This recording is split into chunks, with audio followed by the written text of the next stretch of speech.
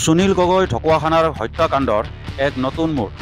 সুনীল গগৈৰ এই হত্যাকাণ্ডৰ এক ৰহস্যৰ পৰা ৰহস্যলৈ গৈ আছে। এই সময়তে সুনীল গগৈৰ এটা নতুন ফোন নম্বৰ সাংবাদিকৰ হাতত পৰিছে। সুনীল গগৈয়ে ফোন নম্বৰ কিয় সলনি কৰিছিল আৰু তেওঁৰ বেংক একাউণ্টত পুৰণা নম্বৰ সলনি কৰি নতুন ফোন নম্বৰ কিয় সংযোগ কৰিছিল, না তেওঁ এই হত্যাকাণ্ডৰ পৰিকল্পনাৰে পুৰণি ফোন নম্বৰ সলনি নতুন ফোন নম্বৰৰ সংযুক্ত কৰিছিল। এই হত্যাকাণ্ডৰ ঘটনাৰ দুদিন পূৰ্বে সুনীল গগৈয়ে এই ফোন নম্বৰ সলনি কৰিছিল।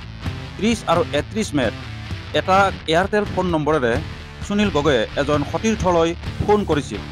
31 মে'ৰ দিনা অৰ্থাৎ ঘটনাৰ পূৰ্বে সুনীল গগৈয়ে ধেমাজিৰ বেংকৰ পৰা 80,000 টকা উলিয়াইছিল আৰু সেই মুহূৰ্ততে লগত আছিল জাহাংগীৰ।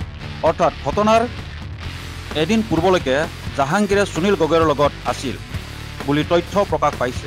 গতিকে এইবোৰ জনাৰ পিছত অসমৰ ৰাইজে কি ভাবে? এই জাহাংগীৰক সুনীল গগৈয়ে হত্যা কৰিলেনে? আৰু জাহাংগীৰক হত্যা কৰি সুনীল গগৈৰ কি লাভ হ'ব? যদি সুনীল গগৈয়ে জাহাংগীৰৰ হত্যা কৰিছে, তেন্তে সুনীল গগৈ ক'ত পলাতক হৈ আছে?